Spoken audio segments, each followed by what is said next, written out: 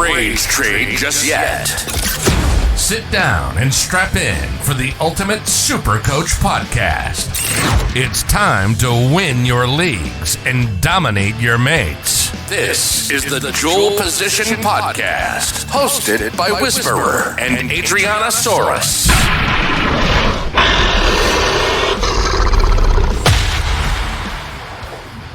The mighty Sydney Roosters.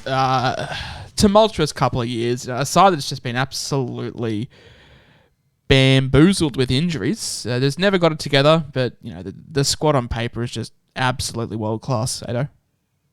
Yeah, they're one hell of a team. I think over the last recent years, you can't even blame it on depth.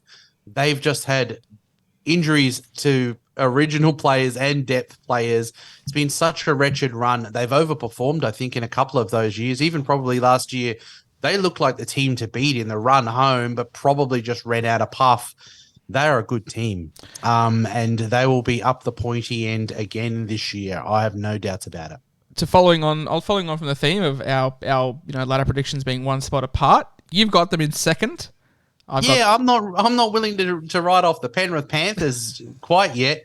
Two back-to-back premiers. I think that they'll be pushed by the Roosters if they stay healthy. And look, I've talked to a few people who think actually that the Penrith Panthers may miss the top four. I just reckon that's nonsense. I reckon that these teams to me look like 1 and 2. I don't know exactly what order it's going to be in out of those two, but I think number 1 will be one of them and number 2 will be the other. Well, we've disagreed there. I've got them in 1, you've got them in 2. But one thing we are not disagreeing on is their fullback being an absolute staple in our Supercoach sides. Shout out to the Supercoach Experience, who a couple of days ago posted. I'm sure Savs posted just to try and get his ownership down. That had to be it. That's all I could think of. But yeah. Teddy absolutely locked into our sides. 730k, just every year. You know what you're getting from Teddy. Yeah, look, we are in a position where we've got the next 2 best options that we think of for teams are Tommy Trbojevic and Ryan Pappenhausen, who have major injury concerns. So, even if you're going to take a punt on one of those who might just make it to round 1, you've got to handcuff them to a Teddy who's durable. And that's why Teddy, in my opinion, is the best fullback of the last 10 years. I still don't think Tommy Turbo's better than Teddy because I want a player who can play 25 rounds a year, not 7. So I reckon he's an absolute must-have, in my opinion, as your number 1, and you can go and get a little cute with your number 2. But look, some people have said to me, Teddy's traditionally a slow starter. Well, rubbish. Yeah, he starts well enough that it's not going to hurt you versus a Tommy Turbo who might average 5 or 7 points left and always be a risk that he's going to do a hammy. So you lock in Teddy. You don't get cute with it, and I think he's easily going to be someone who you wouldn't really have any reason to, trade out of your team. If a 70 average is starting slow, then God help me. I mean, you could get cute with someone like a Latrell. I'm just put off by the South draw personally. I know that Latrell showed last year that he was sort of fixture proof, but I'm going to give that one a miss personally. But another guy, Angus Crichton, he is just evolving year on year. He was a dynamic ball runner. He's added better assets into his game. He's a fantastic line runner, big damaging ball player, like 608k. I don't think you're going to lose much value on that. And he's just a very, very steady hand to have in your 2RF. And he does have upside as well. Absolutely. He's got everything. And he had like a little down period for a while. He got suspended, I think, a few times. Had a bit of an injury, and we kind of started to think that we had lost the Angus that we know and love. Towards the end of last year, he was absolutely sensational. That's why the price tag is 608. I saw him in the World Cup, and I loved everything that I saw from him. If you are not of the David Fafita persuasion to start the year, this would be my guy. If I wasn't going to go David, I would be going Angus in a heartbeat.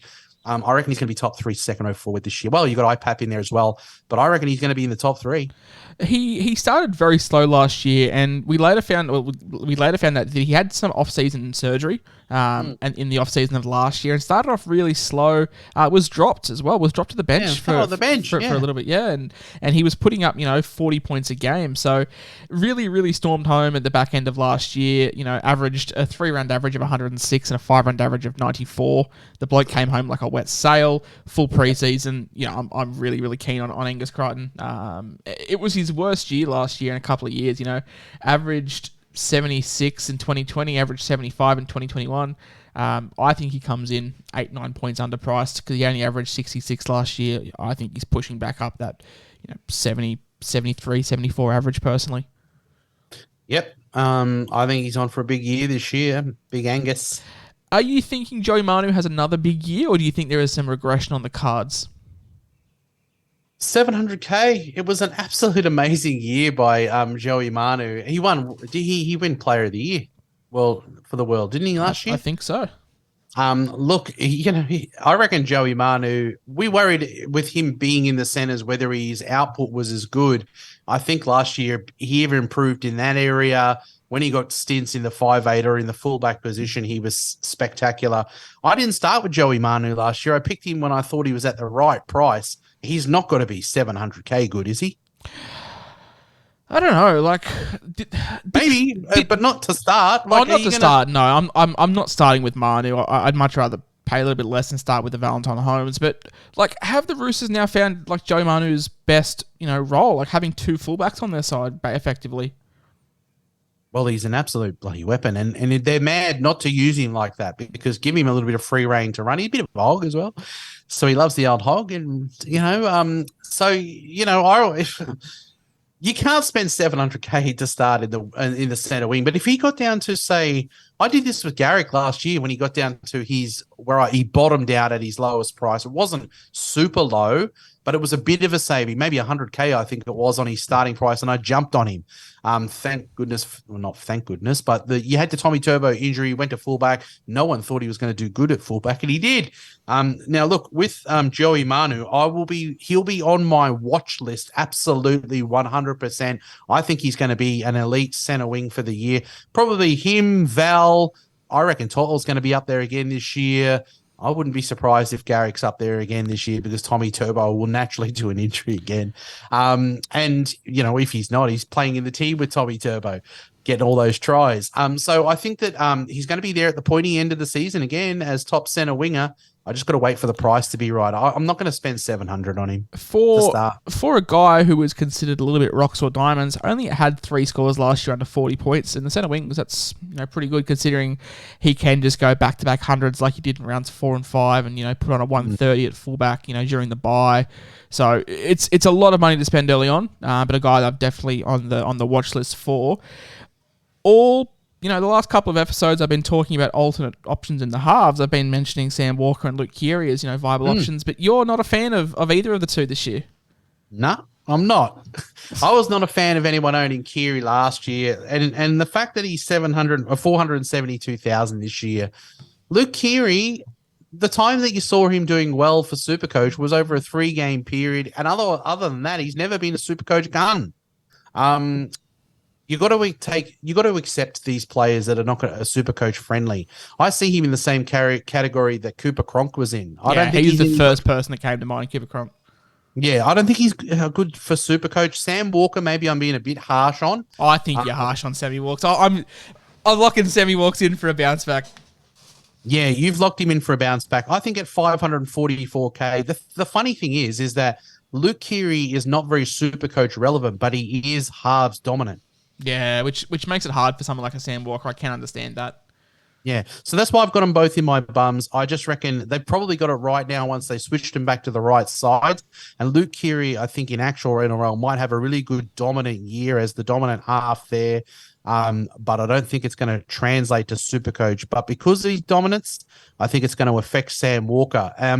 And in the halfback position, if you took a Sam Walker, I reckon you're going to fall 20 points behind the people that go Hines and Cleary. Yeah. Maybe you're going to be working your way up to those guys, but I don't know. I just don't think I think they're just they got these guys like Manu and Teddy and Tupu Very and ball Angus dominant Crichton. guys.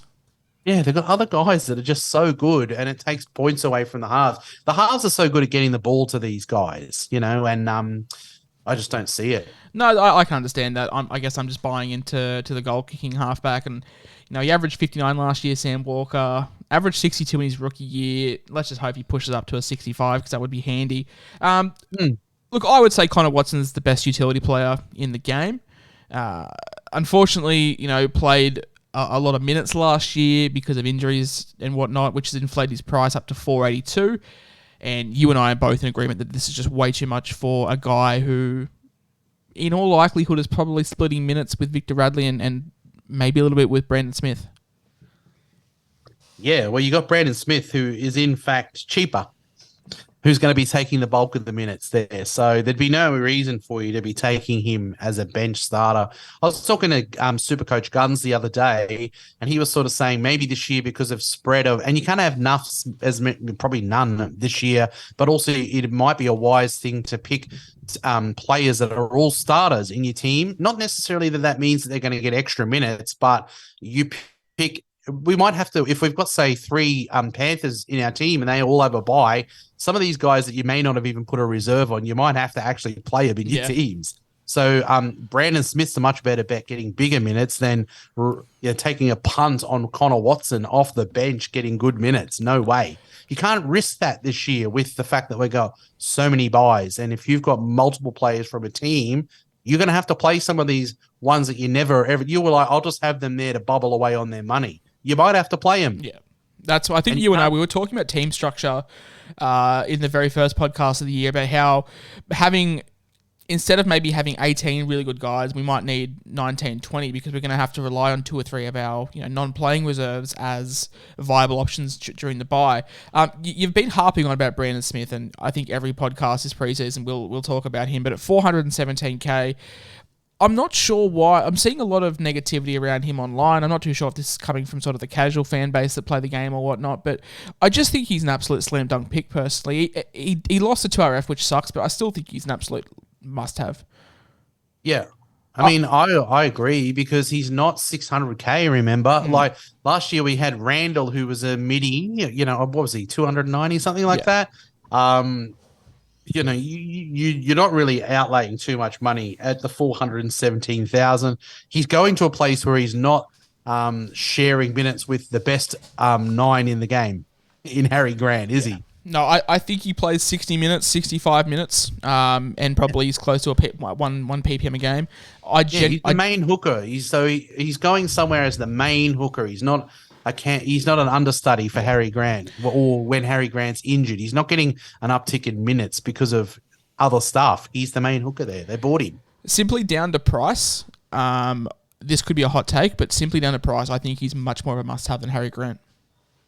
Well, absolutely. Because I really don't think you're going to trade him. I think at 400K, he is severely underpriced. Kiwi? Just because of the minutes. Yeah, Kiwi. He's not going to play Origin. So you just have him all year long, and I reckon if he's getting 60 minutes, he's going to score 60 points. Another bounce back, Lindsay Collins. I'm a big fan. Big fan of Lindsay Collins. He's not in my side currently, but he's very, very easily downgradable too. And you mentioned, Tom Flegler, if he can, pull his head a little bit. Lindsay Collins, if he can pull his head out a little bit, because it seems to get jammed in between players' knees and he gets a lot of concussions. So if we can, manage that, I love Lindsay Collins. Second year off a major injury. NRL physio has said it many times that players off ACLs, off Achilles, get better with their second season. Big fan. Yeah, well, look, with Lindsay Collins, the simple fact is that JWH has been a great servant of our game, a mug. I'm not a big Roosters fan. But he's winding down a little bit as well, like Josh Papali'i. And, Lindsay Collins was a big up-and-comer before he did that ACL Origin. Origin level. So I think this year there could be a little bit of an uptick in minutes. For him, I reckon maybe 45, 50 minutes, you reckon? Yeah, that'd be realistically, 50 minutes a game. Like, I'd love to see that from him because he is a guy with a pretty good career PPM. If we can get 50 minutes a game out of Lindsay Collins, I'm all over that. Love to see what he looks like in the trials. Career-wise, he's played 47 minutes last year, 46 the year before that, 39 the year before that. His PPM dropped off a cliff last year. Historically a 1.15 to 1.2 kind of guy. Last year it was down at 0.9, and I'm happy to write that off with the ACL. Second year back, I'm really expecting him to get bigger and better, and he could definitely be pushing that 60 average at 390k. Yeah, absolutely. I mean, look, if you're going to spend the money on Payne Haas, you might get something that's 5 points worse and it's 200k cheaper. Yeah. Yeah, and that can take you from a Sam Walker or a, whoever mid-range halfback, a Jamal Fogarty. We spoke about him the other day. Take them from going from Haas to Collins, takes you from a Fogarty to a Hines. It's a and the points jump from Fogarty to Hines is going to be much bigger than what the points drop will be from Haas to Collins. Yeah, absolutely. And each year, Supercoach kind of opens up a door for you of where the savings can be had. And I think we've got some nice midi front rowers who traditionally go at a point per minute of over a minute. If you look at them, they're going to get 50 to 55 minutes for a massive saving. It just screams like, why are you not taking advantage of it? Bounce backs are hard for the Roosters because none of them are really, underpriced, I feel, but I guess you could group Billy Smith and Corey Allen both in the same mould. Corey Allen at 225k. I'm not too sure what the makeup of the Roosters backline will be. I think if Paul Momirovski gets the centre spot, it sort of all but kills that. But, you'd think Tupou and Suwali will line up on the wings. Manu locks down one of the centre spots. And then, you got a three-way battle between Billy Smith, who the Roosters they love him. They absolutely love him, but he can never stay fit. Corey Allen has just moved. Corey Allen played State of Origin a couple of years ago. Let's not forget that. And Paul Momirovski, obviously premiership winner with the Roosters, and not the Roosters, premiership winner with the Panthers. So there's definitely some a three-way battle going on for that other centre spot, I feel. Yeah, I mean, it is all speculative if he gets it. If he lines up and starts there. They've got him in as dual as well, which is handy.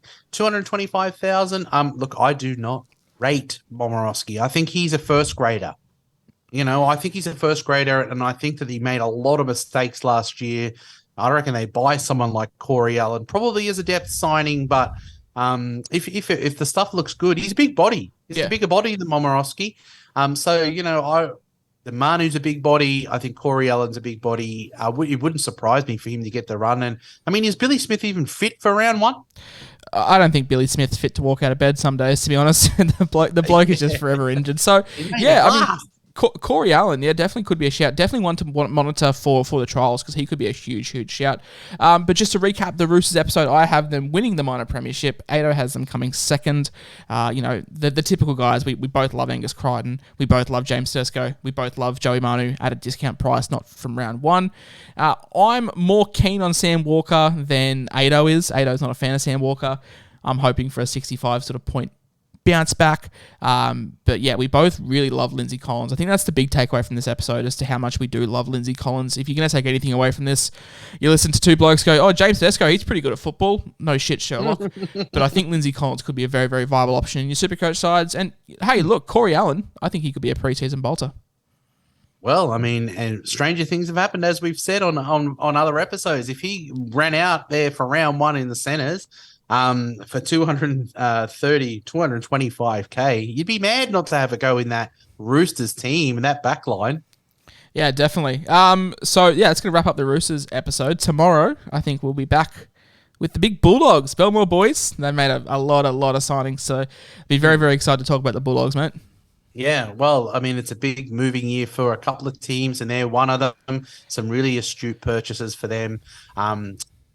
Doggies fans should be excited. Yeah, very, very excited, and I'm excited to talk about them. So I'll see you tomorrow, mate, and we'll talk then. No worries. Thanks for having us, guys. Have a good one, guys. Have a good one. See ya.